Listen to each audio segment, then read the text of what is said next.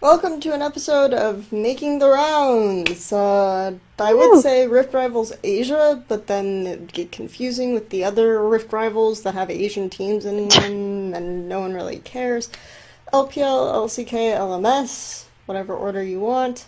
We are going to talk about the second day of groups, the final stage. I was a little bit depressed. You could probably guess why I was a little depressed. But the real reason I'm depressed actually doesn't have anything to do with the fact that they lost. It has to do with the fact that Edward Gaming have not changed since the day they were formed, and the fact that they are extremely arrogant players, and even though their roster has changed, even though their players suck in a lot of roles now, yes, suck, terrible. Zet is not a good player. Scout is actually not a good player right now. Mouse, as much as like the English language casting desk wants to hype up Mouse, Mouse is not a good player. I don't really understand. Clearlove has a champion pool of like 3 champs. I don't know, man. It's good stuff. So basically you have one good player on that team right now, in my opinion. And you haven't changed the way you play. You pick all losing lanes and rely on your players to outplay. And this is something that Edward Gaming have continuously done since their formation, effectively. And it's not working. This is probably the worst iteration of an Edward Gaming roster, talent-wise, and they're still trying to expect to outplay with losing lane matchups. It's extremely frustrating for me to watch because they shouldn't have lost to a team like J-Team, in my opinion. And they went for, I think part of it may have been exacerbated. Like, you want to give them the benefit of the doubt, right? And think that part of this is exacerbated because they know, right? They know that J-Team are extremely early focused as a team, and eventually they kind of int for picks or something later on. It's pretty much the only, so, I mean, we're going to talk about the LMS later, but it's pretty much the only thing I've seen from them that's, pretty good, is their early game. That's definitely what they focus on. But the point is that you want to give Edward Gaming the benefit of the doubt and knowing that information, but the reality is that I don't think it had anything to do with that. I think that's just how Edward Gaming play, and I don't think I've ever seen Edward Gaming actually effectively scout an enemy team either. It's so frustrating, and people say, well, they've changed coach, but it's like, imagine thinking coaches in the LPL have any control or any say whatsoever with what LPL teams do. Okay, I'm having a really good time here. The point That's okay, is, I'm gonna have my KT moment later. That I think people are a little naive. LPL fans are sometimes a little naive about what goes on behind the scenes in the League of Legends Pro League, and it's becoming increasingly more frustrating for me to cover them as a region. And I feel like it's really weird right now, though, because I feel like the EULCS and the LPL have similar problems, and both of them have to do with the fact that traditionally there's been a really strong team in that region that is extremely early focused, right? That's really good at understanding early game rotations and jungle mid and all these aspects, and then in both of these regions, the team that is traditionally that team has fallen off really hard and really dramatically this split. So, and I'm talking about in Europe it's H2K, and in China it's RNG right now, so I'm a little disappointed in them in that regard. And so because of that, you have your Edward Gaming and your G2 styles that have become really dominant, and teams to an extent mimic that, and that's becoming what's effective, and I think that's influenced the meta a lot. So anyway, I am done ranting about this. This is basically we should just rename this Rift Rivals rant episode, rant edition, since you're just gonna rant about KT.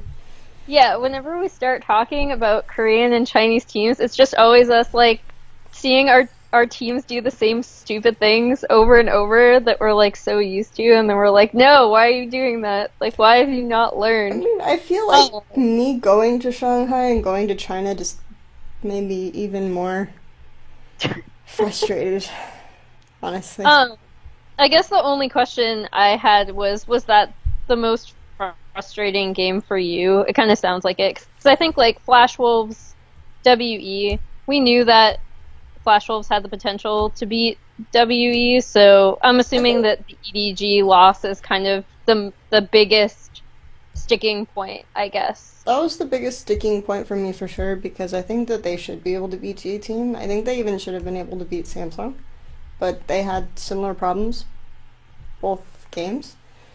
And the other aspect that was frustrating, and when I looked at RNG, I didn't expect them to even show up that well. I actually was surprised. Thank you, KT. By both of RNG showings, both against HQ and KT. So, because I feel like I said, RNG have kind of fallen off really hard. And a lot of that is internally based, so I didn't really expect them to do that well. I think Xiaohu is playing really well, so I hope that he gets on a team that really facilitates him in the future if RNG crash and burn. So there's that. OMG I had really no expectations for. I was like, honestly, the only expectations I had for any Chinese team this entire tournament was OMG should be MVP. I didn't even care if they lost to M17 or anything, so honestly, that was the most frustrating thing. WE was pretty frustrating, actually, because I think that their composition was really disappointing and one-dimensional. And they had... the biggest thing for me with LPL is just wave control. And understanding, every time you have a push, you need to be doing something with the wave. You need to be using your advantages, and I don't think that they have any understanding of what they can do when the wave is pushed mid. For example, when I watched the IG game where they had Renekton Elise and they were playing SNG, and Rookie had the wave frozen in mid lane, okay? And they were doing a play top, and he was Jace against Kassadin, so it should be really easy for him to push in on the Kassadin, and the Renekton was proxying top, so the Shy was playing Renekton, and he was proxying top behind the tier 1. But because Rookie just had the wave frozen, there was really no reason for Kassadin to be in lane. And the Renekton got shut down super early, and the Kassadin snowballed super hard because they didn't understand what they were doing with their waves. Every time people complain about the LPL, they're always highlighting a specific player who's letting the team down. And it's just, no. It's basic understanding of how to play the fucking game. Oh my god, okay, I'm good. I'm fine. Please continue. Speaking of, so I guess here's my rant. It'll probably be a little muted because I'm kind of feeling a little bit under the weather. But with KT, I feel like so many people were surprised that they lost and to HQ, and I was like, how are you surprised? Have you not been watching this team for the past not year, but since they got this specific roster? Because I feel like a lot of the issues that we keep seeing from KT are very similar to the issues they've had domestically. And I don't care if Smeb came out in an interview and said they're not really trying. That is BS, because all these problems affect them in Korea as well. And so, there's this moment against HQ, it's just past 19 minutes, and Smeb goes in on Camille. He is Camille. Mm-hmm. And he goes in, and the rest of his team obviously isn't there. And HQ are just okay, turn around, kill him, and it turns into a 4-kill swing. For North American fans that might be watching, they're I don't know about KT. How do they play? Think an entire team do you remember that one play that Darshan got so much flack for when he went in on Camille and died because they didn't have vision, they only thought Karma was there, and CLG lost to FlyQuest, and it was this huge upset because really, if you watch those games, CLG had better understanding of how to play the game, no offense FlyQuest, but it still lost because they did dumb shit. Mm-hmm. And that is what KT do all the time. They overextend without vision. One of them goes in and the rest of the team isn't there. And it's just, like, even, I feel like even against RNG they did this. For me, Like, yeah. that game was, like, super close. People don't realize, like, I feel like people just look at the post-match score and they're like, oh, like, of course KT won, like, they lost to AHQ, what? And it's like, no, they didn't change their playstyle, like, they're the same. They're doing the same dumb stuff. And not, and like, it just annoys me because I don't... Did you die? You could reasonably say, okay, this team, like, they need time to come together. They'll be better in summer because, logically, if you spend more time playing with the team, you have, like, the spring to figure out your kinks, and then hopefully in summer they come back and they start playing a lot better. And I think, to some extent, they do understand their weaknesses. Like, I actually don't think their drafting is as horrible as people say it is. I think they've done a really good job of making sure that Pawn is on champions where, you know, he doesn't get these, like, super large laning deficits and he's still able to push the wave. Now, his map awareness is still highly questionable, which is a lot of the reason why sometimes people be like, oh, they didn't follow up on Pawn, or Pawn got caught out, and it's like, that's not a composition thing. That's not even something that I know you can fix. Like, if you can fix it. Because he was doing that on EDG as well. Like, it's not something new to his play style, and I'm not even trying to pick on him as a specific player, because it's also a team thing. Like, I guess the reason why I'm getting super frustrated is because I don't know if this team will ever come together. Because certain things they do in draft and certain things they say in interviews make it seem like they are aware that they do this shit, but then they keep doing it. I think the thing for me about KT is similar to the thing for me about RNG, which is I don't think that they understand reset. You can't be on the map the entire time. You have to find points to back, and these back points have to be favorable.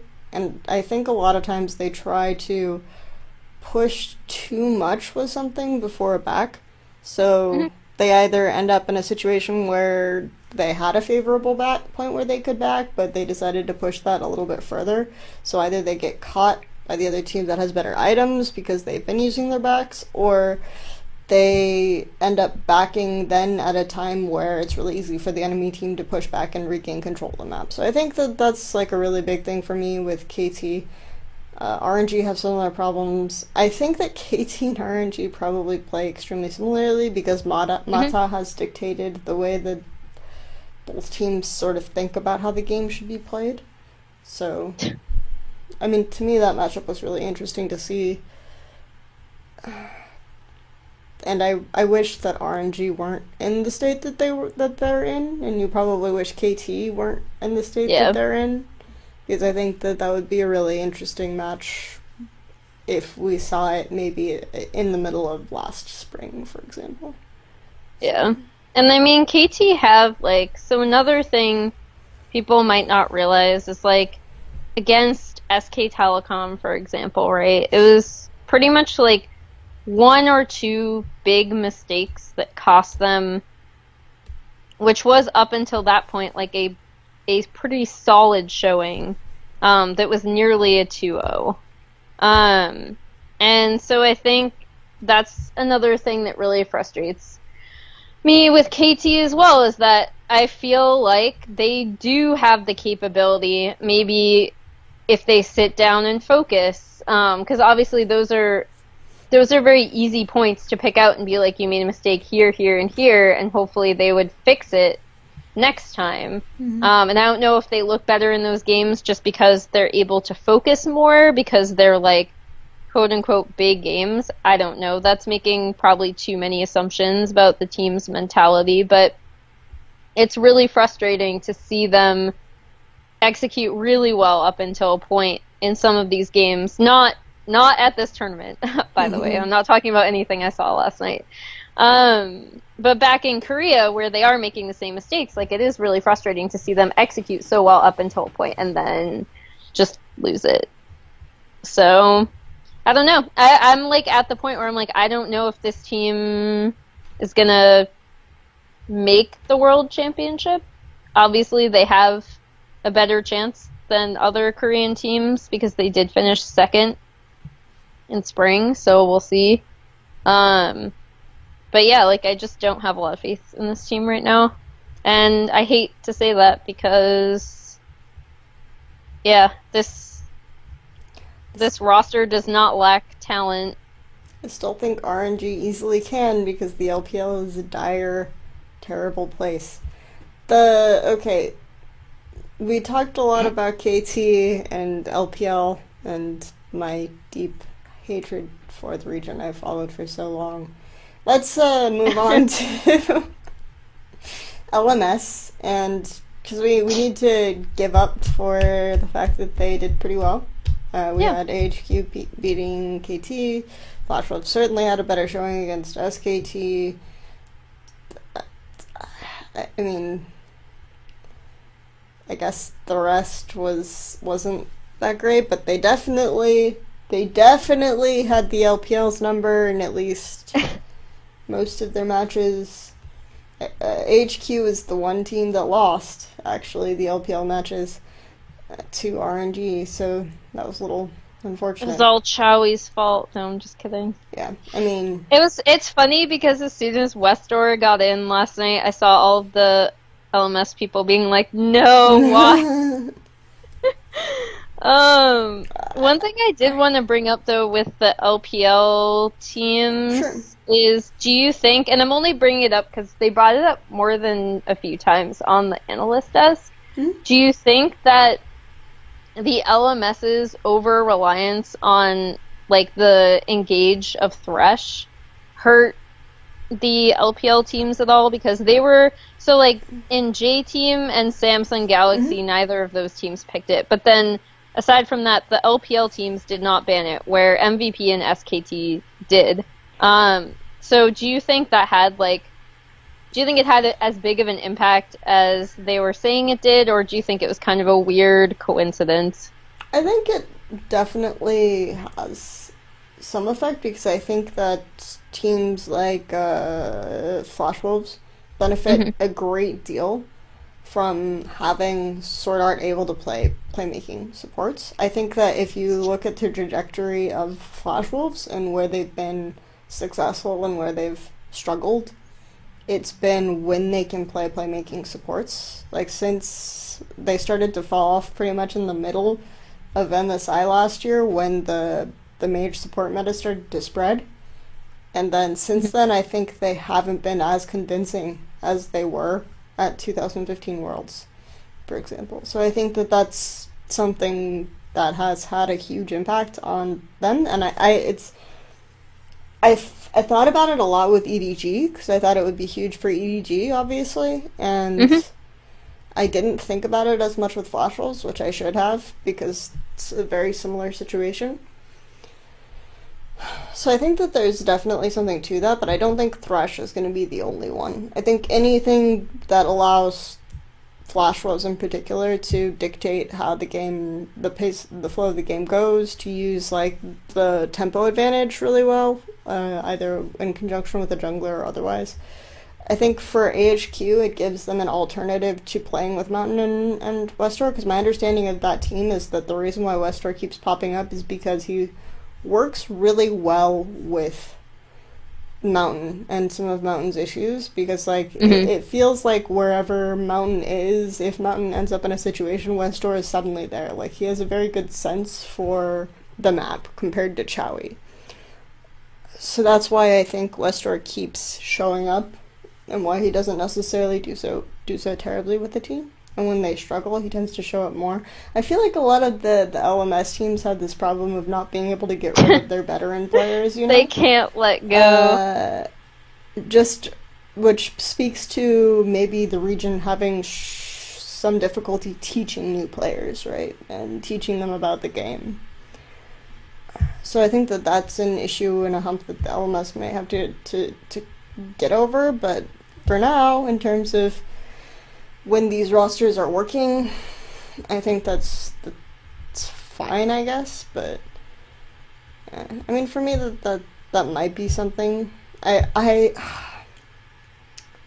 just really disappointed in the LPL because I don't even think it's a meta thing. I just think that they won't learn anything ever. So I just think it's I'm not gonna blame the Thresh, I guess, if we put it that way. yeah, that's good. I mean, I think for me, so like even though the LMS performed better than I actually thought they would, just because I mean this is probably a good thing, but like so unfortunately LMS is one of the regions that I don't have a lot of time to watch, so I don't know about a lot of other teams besides Flash Wolves because I've actually been able to meet them at international events and see them at international events because literally every international event they're representing Taiwan in, you know, whatever, because they're always at the top of the region. And I'm not necessarily convinced that this to me doesn't prove that the LMS has a lot of depth. And I know that Sure. the two major LMS people that I follow kind of also, maybe it's just because they're hypercritical of their region, but they too are like, yeah, this is not, I'm glad the LMS did well, but like maybe you still shouldn't give us that third spot at Worlds because like the depth of our play isn't super deep. I think the team that surprised me the most from LMS is actually Machi, even though they did lose to MVP because I think that I don't know, I liked them better than J-Team, actually. Even though J-Team, I think people will be like, oh, they look better. I think the issue with Machi is that Apex is kind of like on the rise a little bit, but he has obvious champion pool issues and things with experience and stuff, and I think Corki ended up working out really well for him. So that was a little bit of a surprise, if that makes sense, is that like Corki's rise ended up coinciding really well with this tournament and helping Machi out a lot. So, yeah. Obviously, it helped RNG out to an extent as well. I'm still really weird about the Corki thing, because I feel like Corki doesn't actually push that well in lane as it used to. So I don't like that the pressure that you get from it in mid is not as reliable for junglers, and it also doesn't really bring CC or anything like this. So to me, it's just like a damage pick, and it's not always that easy to get into fights and deal the damage with it. So, the itemization threshold for doing a lot of damage. So I don't really like the Corki that much, and we haven't seen a lot of, in my opinion, really effective uses of the package.